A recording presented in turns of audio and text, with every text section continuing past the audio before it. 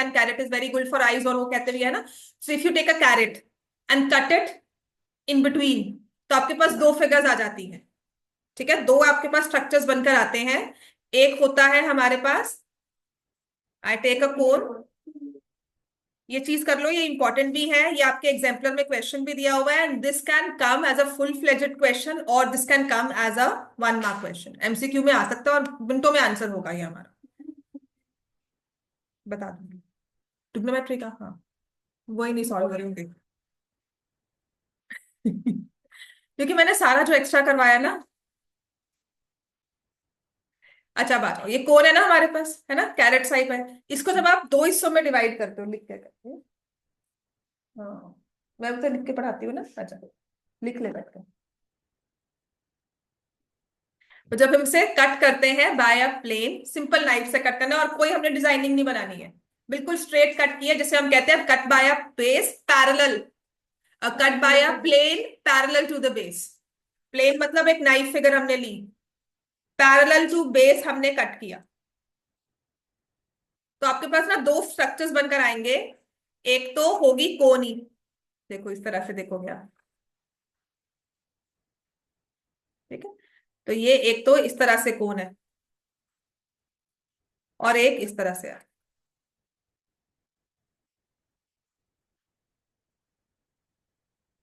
एक तो बन गई छोटी कोन. और जो ये फिगर होती है, इसको एक बकेट शेप फिगर की तरह कहते हैं. आपको लगेगा ये बकेट की तरह लग रही है. हाँ, इससे बोला जाता है frustum. So back pre Covid times ये हमारे सिलेबस में था, अब नहीं है. लेकिन ऐसा कुछ नहीं है कि अगर मुझे नहीं पढ़ाया गया तो मैं नहीं कर सकती सॉल्व. हम बिल्कुल सॉल्व कर सकते हैं. फ्रस्ट्रम को कभी भी हम आकर, जैसे अगर मुझे कोई फ्रस्ट्रम की फिगर दी हुई है, तो मैं कभी भी इसको एक्सटेंड करके एक कोन बना सकती हूँ. समझ में आ गया. आर्टिफिशियली इसको हमने क्या कहते हैं उसे, इमेजिनेशन में, या हमने एक एजम्पशन लेकर हमने एज्यूम करके इसको फर्दर लाइंस ड्रॉ की, इमेजिनरी लाइंस ड्रॉ की, तो ये पूरी एक कोन बन जाएगी. राइट. अब इनमें आपस में रिलेशन क्या होता है? I can always find the volume of this figure by volume of the entire cone minus volume of smaller cone. हमें यही सिखाया गया था back in my board exams. I know, मुझे यही करवाया गया था कि बेटा volume of the bigger cone minus volume of smaller cone. ये तो जब मैं 2005 में दोबारा से हमने जब पढ़ाई की थी ना मैथ्स की, जो 10 दोबारा से पढ़ी थी, तब बताया गया था कि फ्रस्ट्रम के तो फॉर्मूलाज आ गए हैं. ठीक है, तो we studied this structure without formulas, और इसके फॉर्मूलाज डेरिवेशन आप बहुत आराम से कर सकते हो अगर ट्रायंगल्स हमने किया हुआ है. राइट. और इसका सरफेस एरिया निकालना भी बहुत आसान है. Right, surface area of the outer cone minus surface area of the smaller cone. आपके पास कर्व सरफेस एरिया तो आ जाएगा. Curve surface area of the bigger cone, और ये छोटी वाली कोन, इतना पोर्शन निकाल दो तो आपके पास ये तो आ गया. बाकी बड़ा और छोटा तो हमें ऐड करना ही है. बड़ा वाला जो हमारे पास है बेस, और छोटे वाला बेस, दोनों के सर्कल्स के एरिया को ऐड कर दिया, we get the frustum area of the entire frustum. Obviously, बिल्कुल बिल्कुल करेगा. तभी आपने कट किया और दो दो हिस्से कर दिए. तो उसको दिखाने के लिए एक को छोटा बड़ा करना पड़ता है. ठीक है, सिर्फ दिखाने के लिए और उसको छोटा बड़ा करना पड़ता है, बट अदरवाइज दिल ओवरलैप. ऑब्वियसली कोई मिसिंग पार्ट्स नहीं है. ठीक है, तो अब इस चीज को, आपको फ्रस्ट्रम तो नहीं है, पर हाँ there is this question in exemplar, जो कहो तो ओरली भी सॉल्व हो जाएगा, बट उसके पीछे का सारा हमें कॉन्सेप्ट समझना पड़ता है. ठीक है, तो अभी मैं करवाती हूँ, लिखो. और क्योंकि मेरे बोर्ड एग्जाम में आया था ना, तो मुझे होता है कि किसी ना किसी बोर्ड एग्जाम में तो ये आ ही जाएगा, but you never know. Right, because this is very much a part of your exemplar, जिसमें लिखा है a cone of radius 4 centimetre. A cone of radius 4 centimeter is divided into two parts. Cone of radius 4 centimeter is divided into two parts by drawing a plane. Drawing a plane through the midpoint of its axis. Through the midpoint of its axis parallel to the base.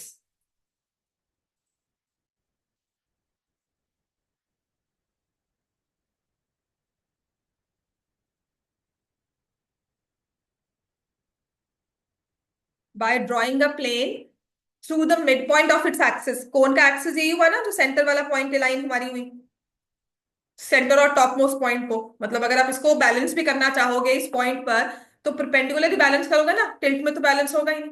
तो this is the axis, right. इसके mid point पर हमने इसे cut किया है parallel to base. मतलब I have not drawn lines like this. मैंने ऐसे टेढ़े में नहीं कट किया इसको, या ऐसे नहीं कट किया, वो अलग एक चीज है। 11th में अगर मैथ्स करोगे कभी भी, मतलब आगे अगर, obviously not for your competitions, अगर मैथ्स करोगे या आगे जाओगे, तब आप समझोगे इसको कोनिक सेक्शंस बोला जाता है। ठीक है। तो हमने अभी बिल्कुल बेसिक मैथ अपनी की है कि पैरेलल टू द बेस हमने कट किया है, ताकि जो एक स्ट्रक्चर बनकर आया, मेरे पास एक छोटी कोन और बाकी का एक छोटा सा हिस्सा रह गया, जिसे हम बोलते हैं फ्रस्ट्रम और बकेट शेप। तो कहते हैं कि जब ऐसा किया गया, इसकी रेडियस तो आपको दी हुई है 4 सेंटीमीटर। तो आपको बताना है दोनों पार्ट्स के वॉल्यूम क्या है, मतलब ये हिस्से का वॉल्यूम और इस हिस्से का वॉल्यूम क्या है। समझ में आ गया। तो जब भी ऐसे प्लेन को कोन को कट किया जाता है ना, और या आपको फ्रस्ट्रम दिया होगा, उसको आगे आप ऐसे एक्सटेंड करोगे, आपके पास दो ट्रायंगल्स बनकर आएंगे। मैंने कहा था ट्रायंगल्स आते हो, ये ले रही हूँ ट्रायंगल एओबी, और इसको लिया सीडी। सीडी छोटी रेडियस हो गई, ओबी बड़ी रेडियस हो गई। सीडी छोटी वाली रेडियस, छोटे वाला हिस्सा है, ओबी बड़ी वाली रेडियस हो गई, है ना। एसी छोटी हाइट है कोन की, एओ बड़ी हाइट है। ट्रायंगल एसीडी कौन सा होगा ट्रायंगल? अच्छा, ट्रायंगल एओ एओ भी पता है कौन सा टाइप का ट्रायंगल है? राइट ट्रायंगल है ना। तो क्या ट्रायंगल एसीडी भी राइट ट्रायंगल होगा? क्योंकि parallel to the base cut किया है, तो 9 पैरेलल है ही है, ये 90 डिग्री का हो गया। तो ये आपस में ट्रायंगल क्या हो गए? सिमिलर। अगर ट्रायंगल सिमिलर है तो साइड्स क्या है? प्रोपोर्शनल। यही एक रूल है जो एक कोन को फ्रस्ट्रम से अलग करता है। ठीक है। जब आपने कोन से फ्रस्ट्रम भी बनाया है ना, सारे फॉर्मूलाज इसी डेरिवेशन से निकले हैं। बात समझ में आ गई। तो मेरे पास आता है triangle AOB is similar to triangle ACD. इसको एंगल ए, क्योंकि ये हमारा वर्टिकल एंगल है, हम आराम से प्रूव कर सकते हैं 2 एंगल्स लेकर। नहीं प्रूव करना वर्टिकल एंगल से, तो ये 90 डिग्री एंगल है, क्योंकि पैरेलल दिया हुआ है, और ये भी corresponding angles are equal. Triangles are congruent by a rule. Triangles congruent है तो हमारे साइड्स क्या हो जाएंगी? Proportional. AO upon AC is same as OB upon CD is same as AB upon AD। ठीक है। अब स्लैंट हाइट तो इतना हम रूल्स में नहीं लेते, हमारे लिए मेन होता है radius and height, right. AO जो है वो बड़ी वाली हाइट है, AC जो है वो स्मॉल हाइट है, OB जो है वो बड़े वाला रेडियस है, CD जो है वो छोटे वाला रेडियस है। ये आपस में प्रोपोर्शनल होते हैं। क्लियर हो गया? क्लियर हो गया। ये एक रूल है जो आपका कॉमन चलेगा हर एक जगह पर।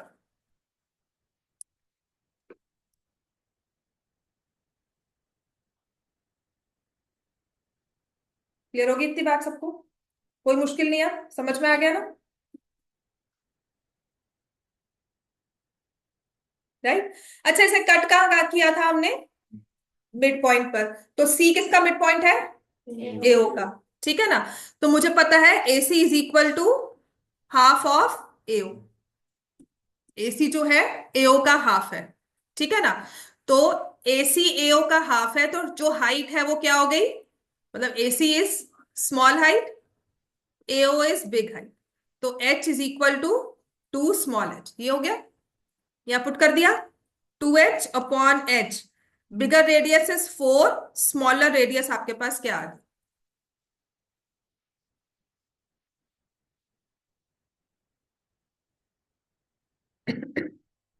क्लियर हो गया। तो जब भी आपको कोई ऐसा फ्रस्टम का क्वेश्चन दिखेगा ना, ट्राइंगल्स को लेना है सिमिलर, साइड निकालनी है प्रोपोर्शनल, उसके बाद ना बहुत ही बेसिक अंडरस्टैंडिंग है, जैसे हमने स्फीयर में किया था। अब वॉल्यूम्स कंपेयर करने की बात आई ना, इतना लिख लिया सबने, समझ में आ गया सबको? जब भी फ्रस्ट्रम बनता है ना, हमेशा प्रोपोर्शनल कोन्स ही निकलती हैं। एक कोन को हटा दिया, वो छोटी कोन बड़ी कोन आपस में प्रोपोर्शनल है। ठीक है, आपस में साइड्स प्रोपोर्शनल है, उसी बेसिस पर आप सारी सारी वैल्यूज कुछ भी निकाल सकते हो। और इसी के बेसिस पर हमें कहा था फाइंड द वॉल्यूम, तो वॉल्यूम भी निकाला था, सरफेस एरिया भी निकाला था। किसमें? वो भी लगा सकते हो, पर कहीं से भी कट हो सकता है ना। ये तो है, पर अगर कहीं से भी कट होगा तो आप प्रोपोर्शनलिटी लोगे। यहाँ पर मिड पॉइंट दिया था, वो एक जनरल बात थी बताने को, यहाँ पे मिड पॉइंट बिल्कुल लग सकती। ठीक है, मिड पॉइंट भी लगा सकते हो, बट जनरल एक मैंने आपको बताया था ट्रायंगल सिमिलर होते हैं। अब आप बेसिक प्रोपोर्शनैलिटी कर चुके हो तो आपको पता है कि जो सिमिलैरिटी होगी वो बेसिक प्रोपोर्शनैलिटी 1:4 की रेशियो भी हो सकता है। मतलब इसको मैंने 1/4 हाइट पे कट किया है, 1/3 पे कट किया है। मतलब मेरा मकसद ये नहीं है कि आपको मिड पॉइंट सिखाऊं, कुछ भी आता है तो आप समझ सकते हो कि क्या रेशियो आपके पास आएगी। ठीक हो गया इतना। अब क्या है, compare the volume of two parts. ठीक है, तो हम करेंगे volume of smaller cone bye volume of the frustum. ठीक है, तो volume of small cone bye volume of frustum. क्यों होगा 1:3 ना? तो हमेशा एक सोचो, एक तो रेशो हाफ हो रही है, फिर वॉल्यूम क्यूब का नंबर है। अगर तुम 3 बोल रही हो तो वो गलत है, पर तुम 27 बोलोगे मैं फिर भी कहूंगी ठीक है, तुम ठीक वे में सोच रही हो। बिकॉज तुम एक पॉइंट पे गलत नहीं, तुम मल्टीपल लेवल पे गलत होगी। अगर आप मुझे वॉल्यूम 1/3 बोल रहे हो, 1/3 कैसे हो सकता है ना? वॉल्यूम तो है ही क्यूबिक यूनिट, तुम साइड को एक रेडियस को ही हाफ कर दिया, फिर हाइट भी हाफ हो रही है, फिर रेडियस का स्क्वायर हो रहा है। ठीक है, तो वॉल्यूम ऑफ स्मॉलर कौन क्या है, 1/3 pi small R square small H. Frustum का वॉल्यूम निकालना है 1/3 pi capital R square capital H minus 1/3 small R square small H. Simple सी बात, तुम देखो, आपकी रेडियस भी हाफ हुई, हाइट भी हाफ हुई। बड़ी कोन और छोटी कोन को ही देखो, स्मॉल टू बिग कोन। ठीक है, स्मॉल कोन में रेडियस हाफ हो गई और हाइट भी हाफ हो गई, तो आपका क्या हुआ, 1/3 पाई आर स्क्वायर एच। यहां पर क्या हुआ, 1/3 पाई आर स्क्वायर एच। यही हुआ ना? तो तुम्हारा ये कैंसल, r² बाय 4 h/2, यही हुआ ना, r² by 4 into h/2 is to r² into h, r² h cancel हो गया, रेशो क्या बन गई, 1:8। तो हाफ किया था ना, तो 8 टाइम्स हो गया। हाँ, फिर वो कैसे निकालोगे, बड़ा वाला 1 है, पूरा 8 है, तो बचा कितना, 7, 1:7। तभी मैंने कहा था वो भी क्वेश्चन होता है, एमसीक्यू में बिल्कुल आ सकता है, वही समझा रही हूँ, पर ये प्रॉपर कैलकुलेशंस के साथ है। तो जब तुम मुझे 1:3 दे रही हो ना, तो कभी आंसर मत देना 1:2 या 1:4 या 1:8।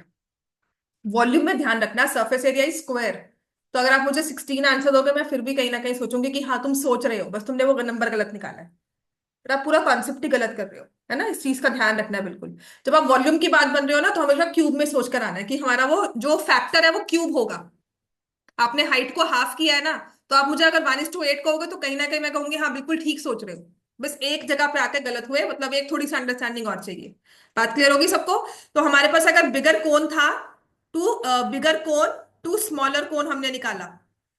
बिगर कोन में हाइट अगर पूरी कंप्लीट है, उसका हाफ कर दिया, स्मॉलर कोन की हाइट हाफ हो गई, रेडियस भी हाफ हो गई। तो यहां पर जो मेरे पास रेशियो आई वो 1:8 है।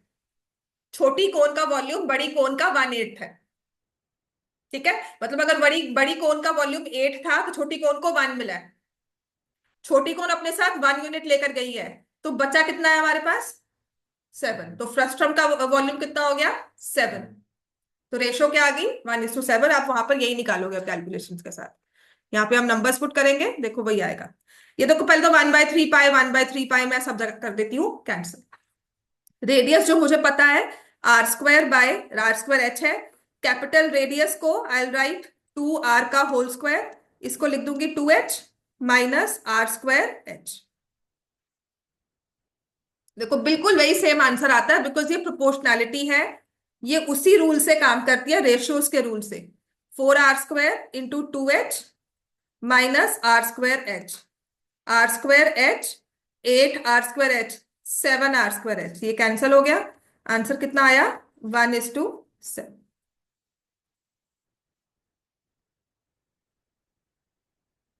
Volume of the smaller cone to volume of the frustum of the cone ratio is 1:7।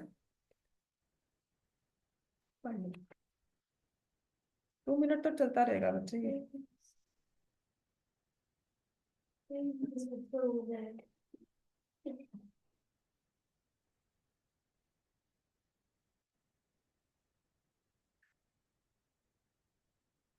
इसी का ना एक अदर वे राउंड भी क्वेश्चन था।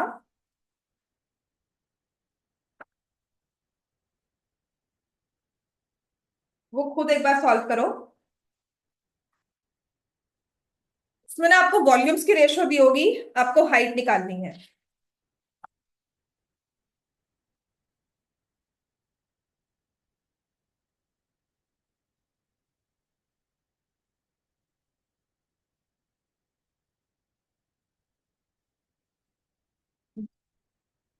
क्लियर हो गया बेटा? सबने लिख लिया? ये आपकी ना वर्कशीट का क्वेश्चन नंबर 13 है, जो मैंने आपको वर्कशीट दी है। सबने लिख लिया? ऑनलाइन में सबने लिख लिया है ना? Please inform me, yes otherwise. हाँ ठीक है, मैं जब क्लियर करती हूँ, कैन जब भी आपका बोर्ड क्लियर करती हूँ, आप मुझे बता दिया करो नहीं लिखा है या कुछ भी नहीं समझ आया है। अब नेक्स्ट क्वेश्चन नंबर 13 है, जिसमें लिखा है the height of a cone is 40 centimetre. Height of cone is 40 centimetre. A small cone is cut off. A small cone is cut off at the top by a plane parallel to its base. By a plane parallel to its base.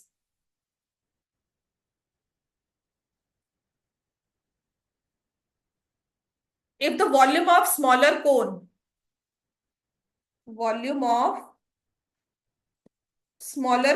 is 1/64 of the volume of bigger cone.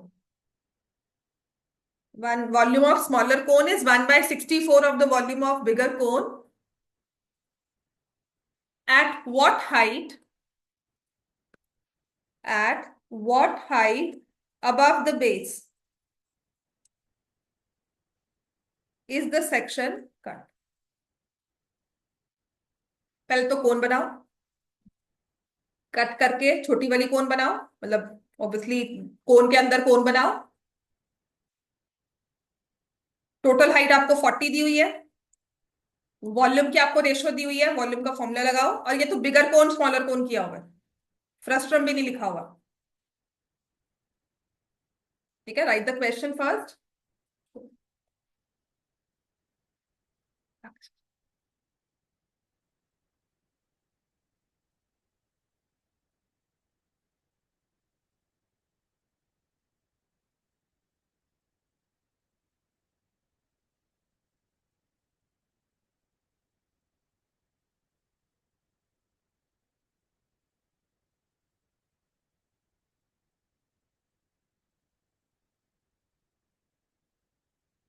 देखो पहले बाकी सबका punctuation इसके बाद मैं बताऊंगी, बाकी करना शुरू कर।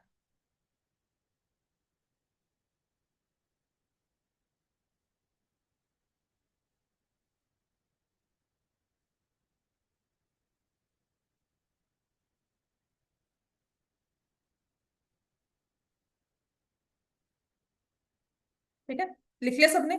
मैं क्योंकि क्वेश्चन इरेज करने लगी हूँ। ठीक मैम, है, हाँ जी बेटा। इसमें हम ये मान के चलते हैं कि हमने सेंटर से काटा है कोन को? नहीं नहीं नहीं, बिल्कुल नहीं, ओके। बिल्कुल नहीं। तभी मैंने पहले भी सेंटर नहीं करवाया था, ट्राइंगल्स ही कॉन्ग्रुएंट करवाए थे और सिमिलर करवाए थे।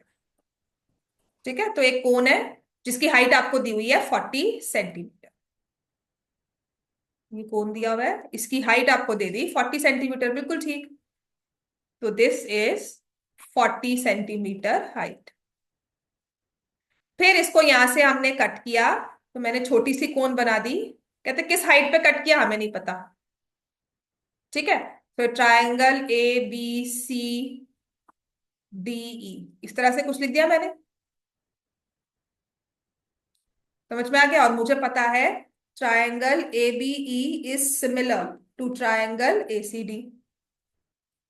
ये स्मॉल रेडियस, ये कैपिटल रेडियस, ये स्मॉल हाइट, यहां पर कैपिटल हाइट। और कैपिटल हाइट मुझे पता है 40 सेंटीमीटर है, तो दी हुई है ना। अब कहाँ कट किया मुझे नहीं पता, हर बार मिड पॉइंट नहीं होगा। तभी हमने सिमिलैरिटी की थी, हमने मिड पॉइंट थ्योरम नहीं की, है ना। तो अब हम करेंगे A B upon A C is equal to BE upon C D. आपका ना सरफेस एरिया जो स्लांट हाइट है वो बहुत कम यूज होता है, that too in case of हमें, अगर हमें कर्व सरफेस एरियाज के बारे में बात की जाती है। वॉल्यूम के लिए और रेडियस के रेशियो निकालने के लिए हम यही दो चीजें यूज करते हैं। तो मुझे पता है कि A B is small height upon capital height is equal to small radius upon capital radius. ये आ गया ना।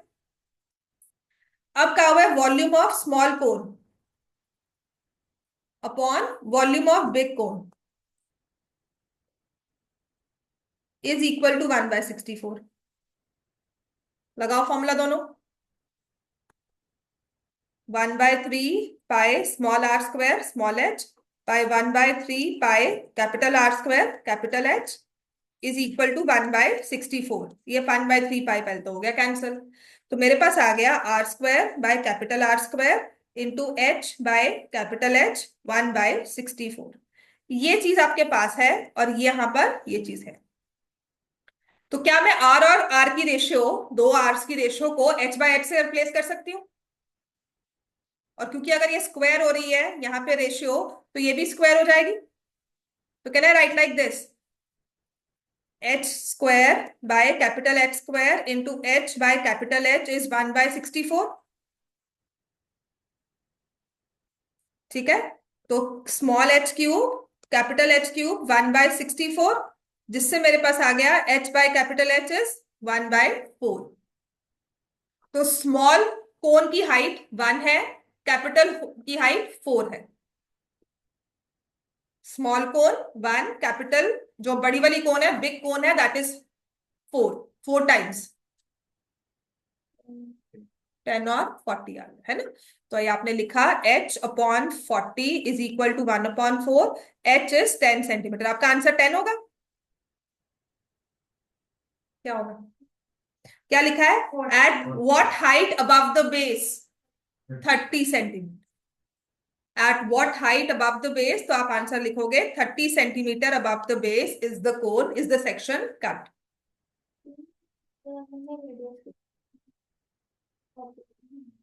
रेडियस ने हमें हाइट के बारे में कहा है ना, रेडियस कुछ कहा ही नहीं है। तो आपको ये देखना होता है रिप्लेस किसको करना है। तो बेसिकली आपका मतलब सिर्फ इतना है कि अब आप इतना दो क्वेश्चंस देख चुके हो। अगर आपका वॉल्यूम 1/64 आया ना, आपको पता है आपके हाइट्स की रेशियो क्या है, 1:4। अगर वॉल्यूम की रेशियो 1:64 दी हुई है तो हाइट्स की रेशियो 1:4 है। वॉल्यूम्स की रेशियो 1/5/12 दी होती तो मुझे पता है हाइट्स की रेशियो 1:8 है। समझ में आ गई बात? ये तो दिस इज समथिंग जो हम कहते, तभी कहते हैं ये क्वेश्चन ओरली सॉल्व हो जाएगा, कल एमसीक्यू में आएगा तो I know the concept behind it. मैं इसको 2 सेकंड्स में सॉल्व कर लूंगी कि हाँ मुझे पता है 1/64 1:4, बड़ी वाली कोन 4, छोटी वाली कोन 1।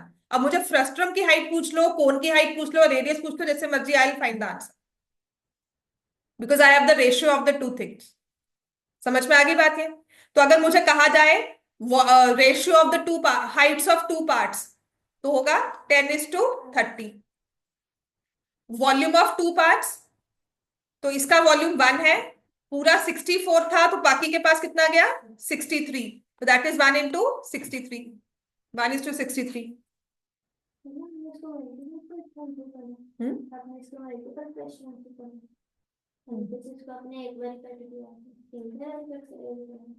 नहीं, हमारी क्यों कट करेंगे किधर? क्या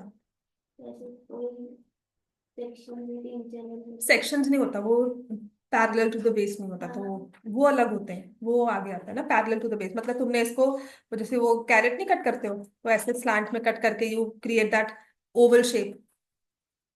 तो जब भी आप किसी सॉलिड को किसी भी अलग तरह से कट करते हो, एक नई शेप क्रिएट करते हो, तो उसे कोनिक सेक्शंस में हम लोग डिवाइड करते हैं। ठीक है ना।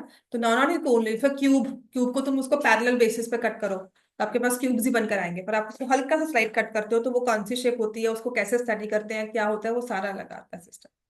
ठीक है। वो बहुत लंबा प्रोसेस है, वो बहुत ही ज्यादा। एंड ऑब्वियसली आप जो, अब तो वो शायद हमें 10th 11th 12th में है भी नहीं है टॉपिक वो। ठीक है। वो पूरा रट्टा होता है, आपकी साइंस से भी रिलेटेड है, आपने फोकस और फोकल पॉइंट ये सब किया होगा ना जब आप वो क्या करते हो, आईज का नहीं स्टडी करते हो, लेंसेज का स्टडी करते हो, तो वहां से वो सब चीजें साथ में लिंक होके आती है, तो that's a different study all together. बहुत वास्ट है, बहुत ज्यादा कुछ जाना पड़ता है उसमें। हाँ बट अगर वो करते हो, आई थिंक अब तो सिलेबस 11th 12th में है भी नहीं वो। हाँ पर अगर आप जेई मेन एडवांस करते हो तो शायद उसमें हो, शायद, I am not very sure. Clear हो गया इतना? अब करते हैं नेक्स्ट, जो हमें करना है स्पीड बेस्ड क्वेश्चंस कर लेते हैं। तो ना आपकी वर्कशीट के ना ये क्वेश्चन मैंने इकट्ठे लिख दिए थे सारे, स्टार्टिंग फ्रॉम 38th क्वेश्चन।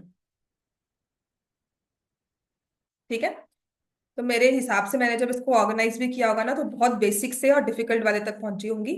और लास्ट ईयर ना सैंपल पेपर में था हमारा speed based question. Basic concept इसका आइडिया बताऊंगी, जैसे मैंने व्हील्स का बताया था उसी तरह से याद कर लेना, कोई भी क्वेश्चन हो सॉल्व कर लोगे। ऐसे होता है वैसे होता है, मुझे नहीं पता वो क्या क्या मतलब उनका बेसिक मतलब कैसे हम लोग इसको करते हैं, but the only thing I remember is that if I use that basic formula, बस उसी के बेसिस से, बेसिक कॉन्सेप्ट उसी के बेसिस पर मैं इसको पूरा याद कर लेती हूँ।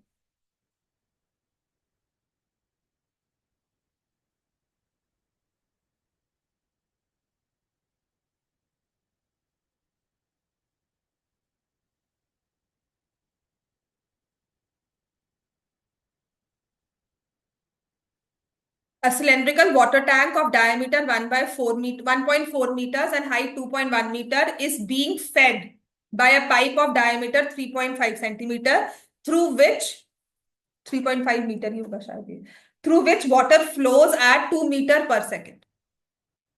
ठीक है, calculate the time it takes to fill the tank. अब यहां पर पता क्या दिया होगा आपको, स्पीड ऑफ वाटर दी होगी। एक सिलेंडर दिया हुआ है यहां पर हमें, ठीक है।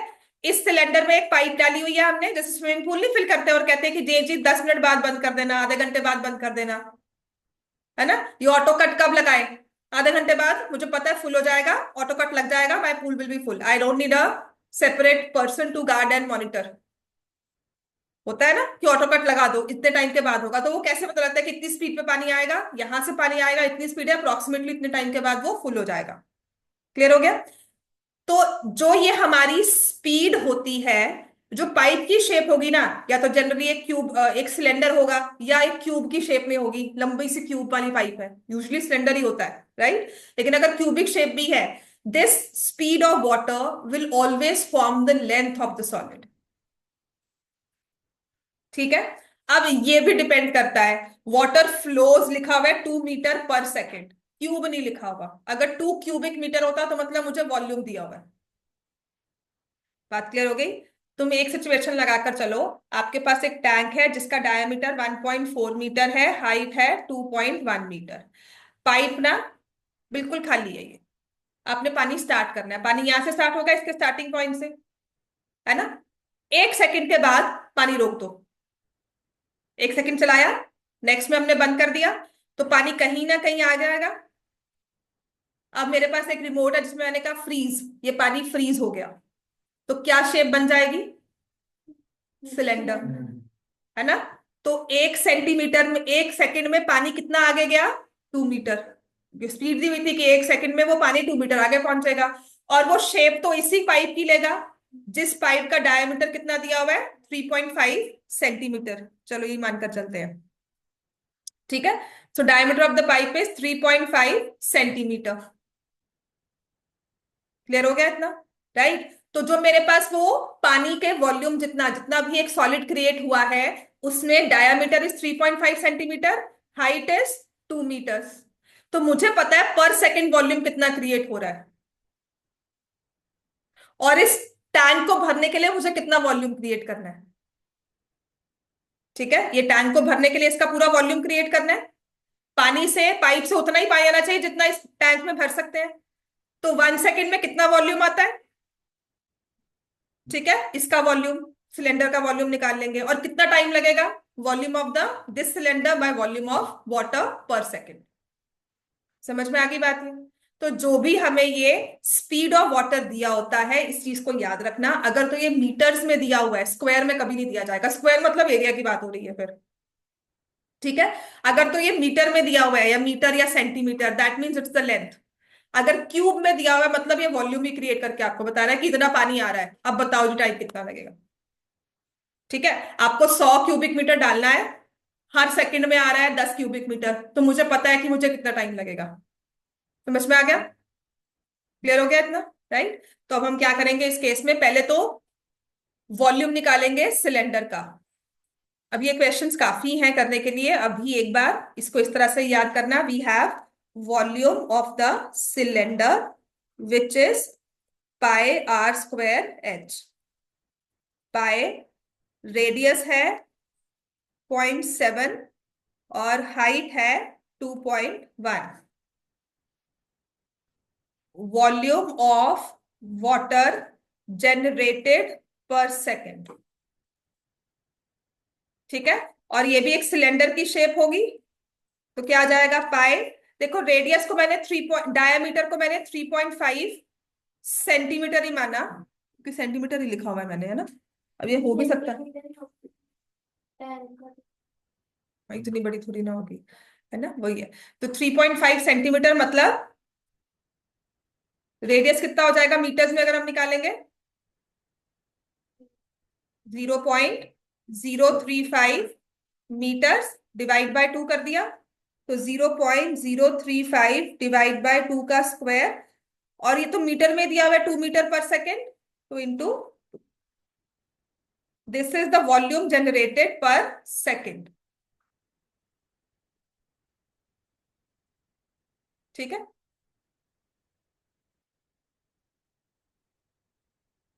अब इसको टाइम निकालो। सो टाइम टेकन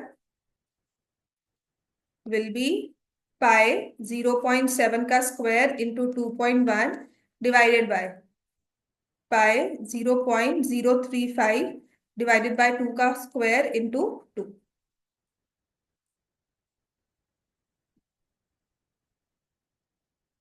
तो जो ये वॉल्यूम है पानी का स्पीड दी होती है, अगर तो ये लेंथ में दी हुई है, मतलब मीटर्स में दी हुई है या सेंटीमीटर्स में, it will be the length.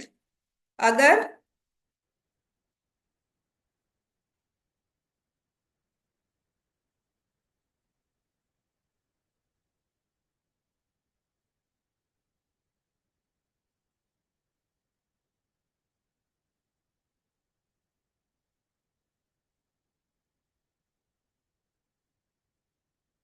ठीक है, तो मैंने सभी यूनिट्स को ले लिया है।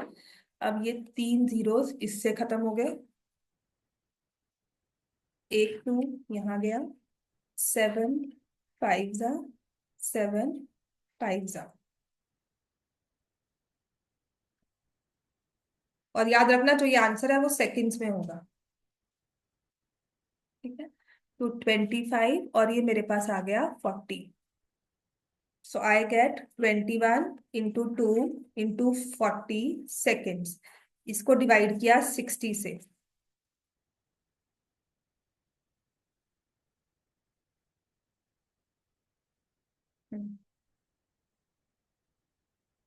ठीक है, वो मिनट से कहा, सेंटीमीटर का मैं इतना नहीं कर सकती कि आगे मैंने ठीक लिखा हुआ है।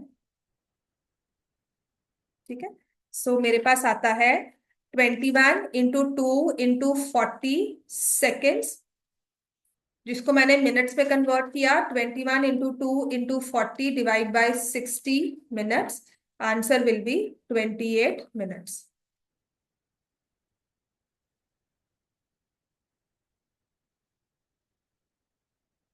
क्लियर हो गया इतना?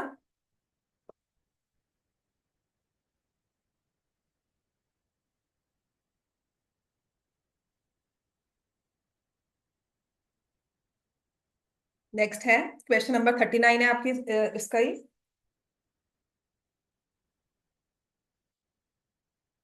लिख लिया सबने इतना?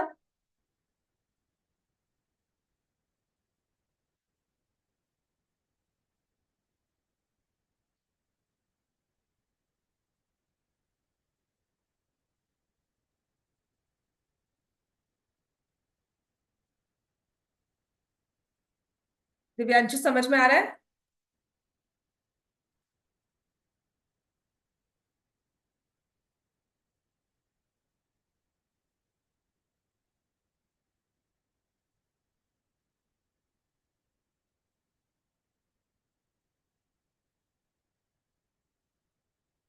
अब लिखा है hemispherical tank full of water, देखो अब सारा ही आ जाएगा। एक हेमिस्फेरिकल टैंक है, पूरा पानी से भरा हुआ है, इसको एम्प्टी करना है। एक पाइप है जो लेके जा रही है 3/4/7 liters per second। How much time will it take to empty half the tank if it's 3 metre in diameter. Hemisphere है तो उसके सिर्फ डायमीटर चाहिए हमें, या रेडियस, वो हमें दे दिया। उसको पानी से भरा हुआ है, अब उसको आधा खाली करना है, पूरा खाली करना है, मेरे पास वॉल्यूम निकालने का वे है। लेकिन जो पाइप है वो क्या लेके जा रही है, 3/4/7 लीटर्स। तो जो लीटर्स होता है that is in, that is volume और लेंथ। लीटर क्या होता है, वॉल्यूम ही है। इसका मतलब पाइप के बारे में चाहे वो जिस मर्जी शेप की हो, मुझे दिया हुआ है कि वो इतना वॉल्यूम बाहर लेके जा रही है पर सेकेंड। तो इसमें आंसर निकालना है तो मुझे क्या करना है, volume of the hemispherical tank, आधा खाली करना है तो half, divided by volume of the, या volume at which the pipe is working, speed of pipe. तो ये जो स्पीड दी होती है ना, ये लेंथ है, या फिर कभी कभी आपको ये वॉल्यूम ही दिया जाता है। ये बहुत ही सिंपल क्वेश्चन है, राइट। और ये एक बार आया भी हुआ उसमें, आपके स्केरियम में ही आया था ये, प्री बोर्ड्स में, राइट। तो अब क्या करेंगे, मुझे पता है volume of the hemispherical tank, पहले मैं वो निकालूंगी, वॉल्यूम ऑफ टैंक। हेमिस्फियर है 2/3 पाई r क्यूब, 2/3 पाई रेडियस है, डायमीटर है 3, तो 3/2 का होल क्यूब। और इसको हाफ निकालना है हमें, 2/3 पाई 3/2 का whole cube into 1/2।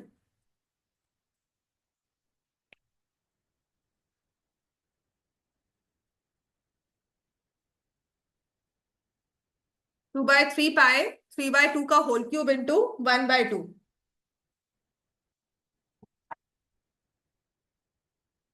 This is the tank, the water which we need to empty out. हमें इसको इतना खाली करना है, हाफ खाली करना है। अब इसको डिवाइड कर देंगे, volume taken by the pipe. अब क्योंकि लीटर्स दिया हुआ है पर सेकेंड, ठीक है, तो हमारे पास क्या होता है, 1 cubic metre is equal to 1000 litres. Metres में दिया हुआ है ना ये क्यूबिक मीटर, है ना, इस लीटर को भी क्यूबिक मीटर में लेकर आएंगे। सबको क्लियर है कि नहीं। वॉल्यूम ऑफ द टैंक मेरे पास है 2/3 पाई 3/2 का whole cube into 1/2, this is volume to be emptied. अब volume generated by pipe per second, 3/4/7 litres, जिसे आप लिखोगे 25/7 लीटर्स पर सेकेंड। अब मुझे पता है 1 क्यूबिक मीटर किसके इक्वल होता है, 1000 लीटर्स के। So 1 litre is equal to 1/1000 cubic metres. ऐसे ही 25/7 लीटर्स हो जाएंगे, तो 1/1000 इंटू 25/7 क्यूबिक मीटर्स। कितना हो गया ये, 1/280 क्यूबिक मीटर्स, ठीक है।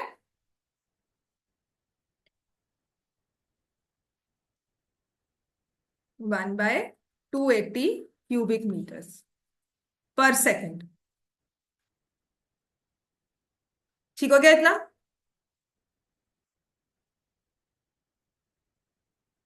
अब निकालेंगे टाइम टेकन।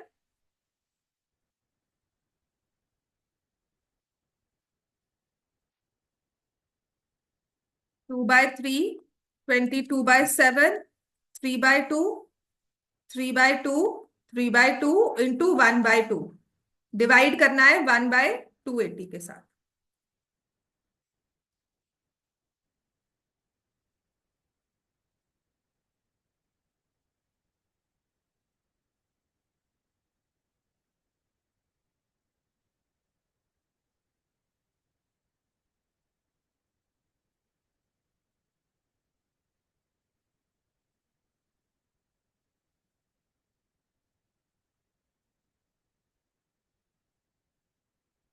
अब क्योंकि 990 सेकेंड्स आया ना, तो इसको मिनट्स पर चेंज करो।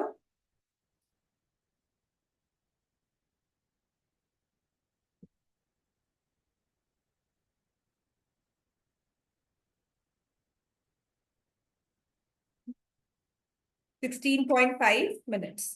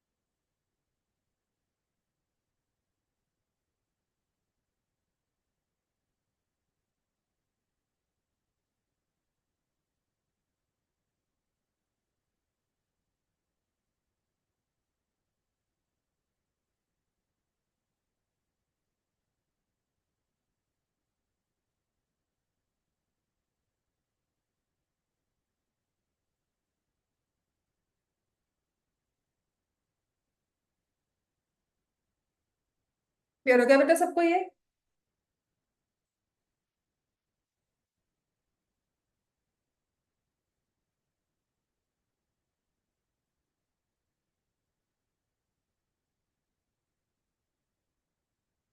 क्लियर हो गया सबको? ठीक है, नेक्स्ट करें। 16.5 मिनट्स। 990 सेकेंड्स आया ना, तो 16.5 मिनट्स हो गया। नहीं, 33 नहीं है, एक 9 ये भी है। क्यूब नहीं किया होगा, स्क्वायर किया होगा फिर।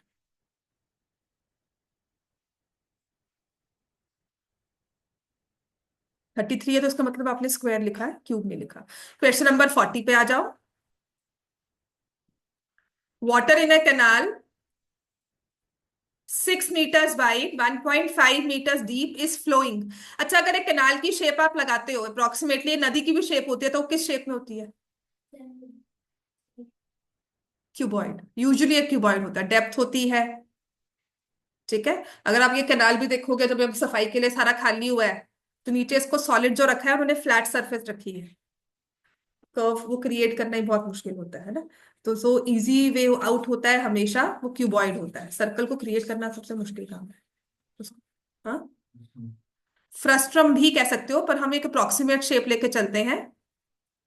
ठीक है। मतलब आप ये मानते हो ना कि वो स्टार्टिंग, उनका जो स्टार्टिंग पॉइंट है पाइप का वो गोल वाला है, तो उससे बड़ा हो जाएगा। और आप अगर कैनाल, अगर रिवर फ्लो कर रही है, आई एम नॉट सेइंग कि वो ऊपर से आ रही है नीचे से आ रही है, अगर एक रिवर फ्लोइंग रिवर है ऑन अ प्लेन सरफेस, ठीक है, तो वो हमेशा एक क्यूबॉइड की शेप ही आप लेकर चलोगे उसको। उसको आपने कंटेन किया है तो एक हाइट प्रोवाइड की होगी पानी ताकि स्टोर हो, फिर एक लेंथ होगी और एक विड्थ होगी। समझ में आ गया? अगर याद हो ट्रिग्नोमेट्री में भी हम लगाते थे what is the breadth of the river, है ना, तो कभी भी रेडियस तो नहीं कहा ना हमने। राइट, तो यूजुअली जो हम कैनाल भी लेकर चलते हैं या जो शेप भी क्रिएट की जाती है, that is the shape of a cuboid. Right? So water in a canal 6 meters wide, 1.5 meters deep is flowing at a speed of 10 kilometre per hour. इसका मतलब कैनाल के स्टार्टिंग पॉइंट पर आपने पानी छोड़ा, 1 घंटे के बाद पानी बंद किया, और कहा वहां पर आपने स्टॉप लगा दिया, तो आपके पास एक क्यूबॉइड बन जाएगा जिसकी स्पीड, जिसकी लेंथ होगी 10 किलोमीटर, विड्थ होगी 6 और हाइट होगी 1.5 मीटर्स। स्विमिंग पूल भी तो क्यूबॉइड्स ही होते हैं। समझ में आ गई ना बात? हाँ। So how much area will it irrigate in 30 minutes, पूछा क्या गया है? वॉल्यूम में area. Area it irrigates in 30, 80 centimetres of standing water is needed. मतलब जिस एरिया पे आपने जाना है उसमें पानी की हाइट कितनी चाहिए? 80। अब मुझे बताओ जो ये पानी है 30 मिनट्स में कितना आ जाएगा? पहले तो वॉल्यूम निकालेंगे ऑफ द, वॉल्यूम कितना है कैनाल का पर आवर। ठीक है, देखो ना, जितना वॉल्यूम ऑफ कैनाल होगा इन 30 मिनट्स, उतना ही volume of area, volume created होगा जहां पर इरिगेशन हुई है, ऑफ द सरफेस इरिगेटेड।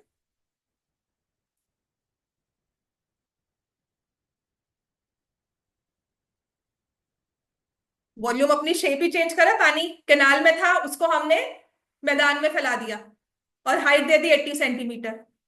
ठीक है। अब ये कैनाल की जो शेप है वो है क्यूबॉइड, 60 × 1.5 मीटर। अगर 10 किलोमीटर है तो can I say 1000 kilometres, 10,000 kilometres per hour, metres हो गया, 10,000 मीटर्स पर आवर। और जो हमने एरिया क्रिएट करना है उसमें हाइट चाहिए 80 सेंटीमीटर। सो मैंने 80/100 कर दिया। 15 मिनट लगेंगे। ये वाला काम शाम को करते हैं, वैसे तो नीचे ही हूँ। क्लियर हो गया? अब देखो ना, हमें चाहिए था इन 30 मिनट्स, ये मैंने क्रिएट किया है 1 आवर। ठीक है ना? तो अब वॉल्यूम क्रिएटेड इन 30 मिनट्स, इसको हाफ से मल्टीप्लाई कर देंगे। तो मैं आप देखो 6 × 1.5, 10,000 इंटू 1.2, एरिया इंटू 80/100। समझ में आ गया? जितना पानी कैनाल में आधे घंटे में आएगा, जितना उसमें से बाहर निकलेगा उतना ही उस एरिया में जाएगा और हाइट बनाएगा 80 सेंटीमीटर।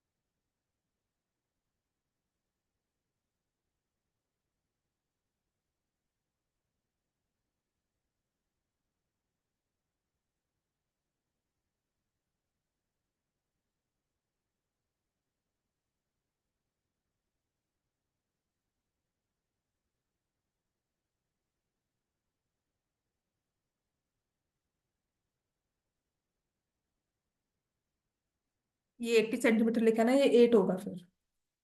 जो मेरे आंसर के साथ मैच करना है ना, तो ये 8 होगा।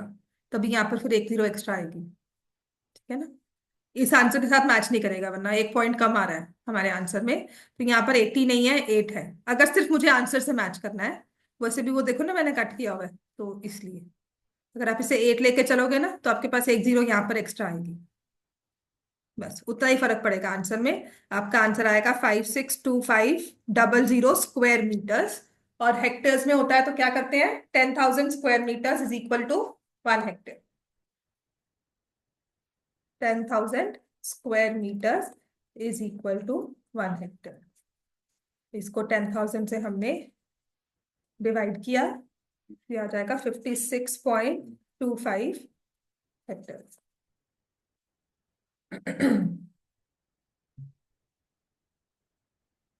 इसका मैं नेक्स्ट क्वेश्चन ओपन करती हूँ, एक बार ट्राई करना।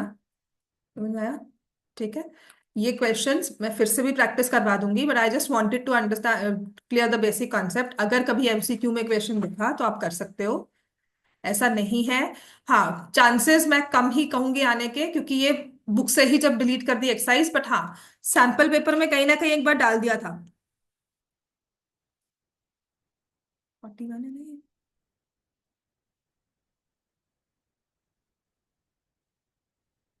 A farmer connects a pipe of internal diameter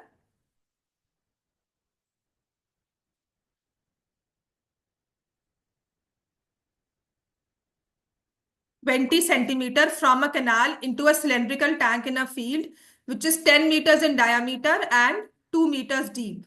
Water flows through the pipe at 3 kilometer per hour. In how much time will the tank be filled?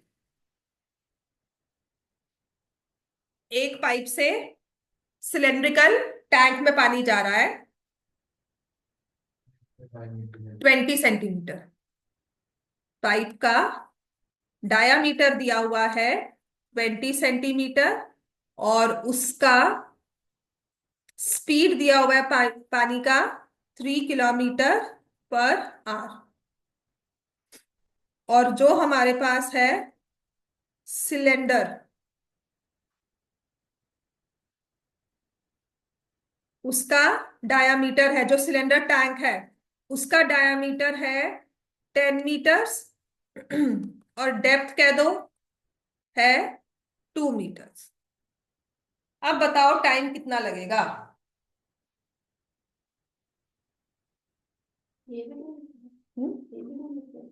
Deleted नहीं है, ये speed based questions है। पहले ये ना आपकी exercise, एक third exercise हुआ करती थी, उसमें थे ये सारे questions, because this is change of volume from one medium to another. ये एक चीज मेल्ट करके दूसरी बना दी, कोन मेल्ट करके स्फीयर्स बना दिए। हाँ तो, पर पानी ने अपनी शेप तो चेंज कर ली ना। डायमीटर बड़ा हो गया, पाइप छोटे डायमीटर की थी वो बड़े डायमीटर में आ गया, तो कितने घंटे में वो फिक्स होगा। तो शेप तो चेंज ही हुई ना एक तरह से। सॉलिड सेम रहा पर शेप, उनकी डायमेंशंस चेंज हो गई। कितने घंटे में ये पानी या कितने टाइम में ये पानी टैंक फिल हो जाएगा। तो आपको बड़े वाले वॉल्यूम से छोटे वाला वॉल्यूम हमेशा डिवाइड करना है। बड़ा वाला है tank, which is πr² height, और पाइप जो है वो भी हमारी क्या होगी, पाए। डायामीटर है 20, रेडियस हो गई 10, इसको मीटर्स में चेंज कर देंगे, 10/100, 10/100। और जो स्पीड है वो है 3 किलोमीटर, इसको भी मीटर्स में चेंज कर देंगे, आ जाएगा 3000, और ये हो जाएगा आवर्स। ठीक है, ये कैंसिल हो गया। 25 × 2 × 10 × 10, और नीचे है 3000, है ना। ये कैंसिल हो गया, ये आवर्स है। सो अब मेरे पास आ गया ये 2/15, 5/3, सो 5/3 आवर्स। और अगर 60 से मल्टीप्लाई करोगे तो आ जाएगा 100। 100 मिनट में वो टैंक फुल हो जाएगा, 100 मिनट बाद पाइप बंद। समझ में आ गई बात में। ठीक है, अभी टाइम है, एक क्वेश्चन और करते हैं। हो गया ना सबका, कर लिया सबने। क्वेश्चन नंबर 42 खुद कर लो, उसके बाद कोशिश करना है इसके बाकी क्वेश्चंस भी कर लो। ऑलमोस्ट मैंने सब करवा दिया है, बट मैं कल आपको प्रोबेबिलिटी ही करवाऊंगी, बाय ऑल मींस मैं प्रोबेबिलिटी स्टार्ट करवाऊंगी, इसको इन बिटवीन किसी 1-2 दिन में रख लूंगी, रिविजन करवा दूंगी आपको ये। ठीक है, तो कल परसों, Wednesday Monday and Tuesday probability he start होगी। और जो सिलेबस थोड़ा सा डिले हुआ है वो कल तक भी अपना, इस ट्यूसडे तक खत्म होना चाहिए, सारा हो जाएगा। Right, so post that test और रिवीजन स्टार्ट करने। और ये एमसीक्यू टेस्ट सच में आपका बहुत ही ज्यादा, मतलब मुझे डिसअपॉइंटमेंट लगी थी, क्योंकि बहुत गलत आंसर्स थे। चेक किया था घर जाके? नहीं, 2-3 ही चेक किए थे, फिर मैंने छोड़ दिया था, कुछ नहीं, टाइम लगता अभी फिलहाल। तो वेंसडे के बाद थोड़ा सा ठीक हो जाएगा। 2.52 kilometers per hour through a cylindrical pipe into a cylindrical tank, radius of whose base is 40 centimeter. Increase in level of water in the tank in half an hour is 3.5 meters. Find the internal diameter of the pipe. जितना पानी pipe ने transfer किया है उतना ही tank में आया होगा। कितना टैंक में आया है उसका वॉल्यूम। पाइप का डायमीटर मुझे नहीं पता, रेडियस हम आर ले लेते हैं, तो पाइप भी सिलेंडर की शेप में है। πr², उसका वॉल्यूम पर आर इक्वल्स टू, और कितने मिनट में दिया, हाफ एन आवर में। ठीक है, तो पहले मैं निकालूंगी volume generated by pipe in half an hour is equal to volume of the cylindrical tank. समझ में आ गया। Volume generated by pipe in half an hour is equal to volume of cylindrical tank। Pipe भी cylinder की shape में थी, उसकी radius height हमें दी हुई है, जितना वॉल्यूम उसमें आ रहा है देखो 2.5 kilometres. So I will take everything in metres. 2.5 kilometres का हुआ ना, तो इन 2000 कर देंगे, क्या आ जाएगा, 2520 metres per hour. Half an our किया तो 1/2 कर दिया। वॉल्यूम ऑफ सिलेंडर, अब रेडियस देखो 40 सेंटीमीटर दी हुई है कि डायमीटर, रेडियस दी है 40, तो आई राइट 0.4 मीटर्स में, 0.4 इंटू 0.4। और कितना हाइट जनरेट हुआ, इंक्रीज इन वाटर लेवल है 3.15। समझ में आ गया इतना?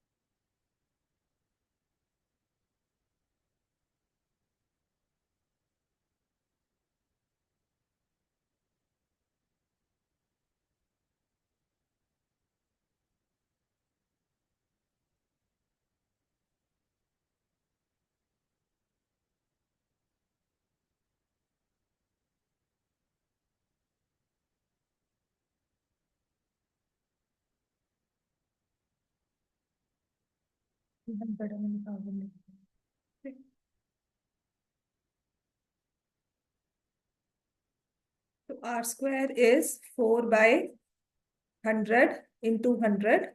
R कितना हो जाएगा? 2/100 metres. So radius is basically 2 centimetre, और ये भी है पाइप की। Radius of the pipe is 2 centimetre, जिसे हम लिख देंगे diameter of the pipe is therefore 4 centimetre.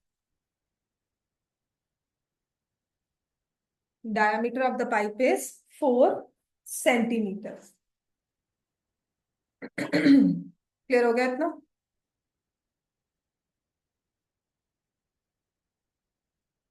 ठीक है, आगे क्लास है कोई? फिर पूरा ही कर लो 43rd। चलो एक इसके बाद और क्वेश्चन है, स्पीड बेस्ड क्वेश्चंस को छोड़कर सिर्फ एक ही करवा देती हूँ, और वो है जब आपने ना, मैंने लास्ट ईयर भी आपको करवाया होगा, when you are given a semi circle और a sector of a circle, क्योंकि सेक्टर का एरिया भी आप निकाल सकते हो, और उसको आपने चेंज करके कोनिकल शेप फॉर्म की है। ठीक है, हाँ बस वही चीज समझनी है, क्योंकि अब आपको सेक्टर भी है तो वो क्वेश्चन आ सकते हैं। तो नेक्स्ट लिखो, this is a question which said,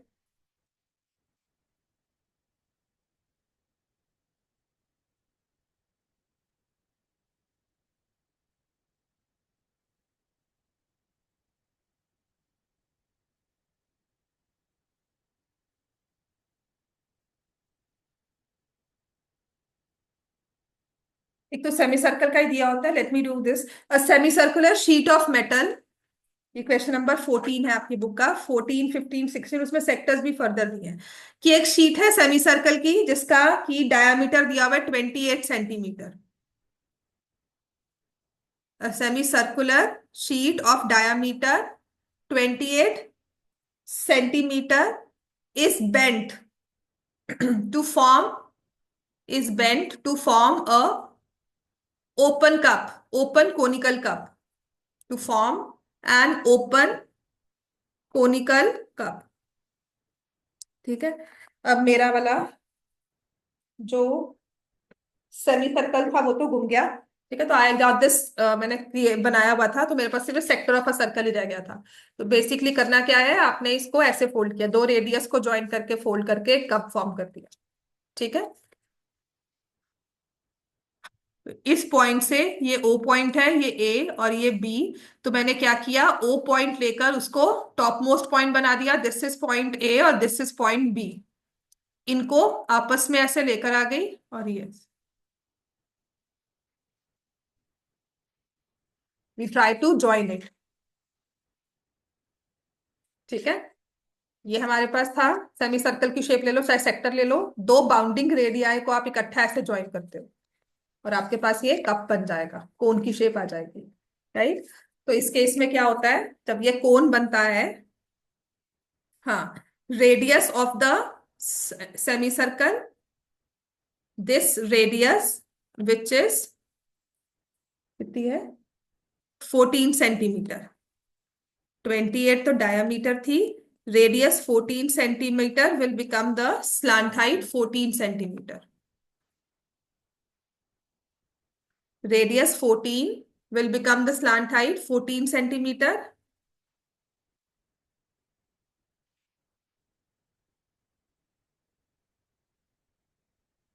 ठीक है, रेडियस ऑफ सेमी सर्कल या फिर सेक्टर कुछ भी दिया हो या quarter circle is equal to slant height of cone.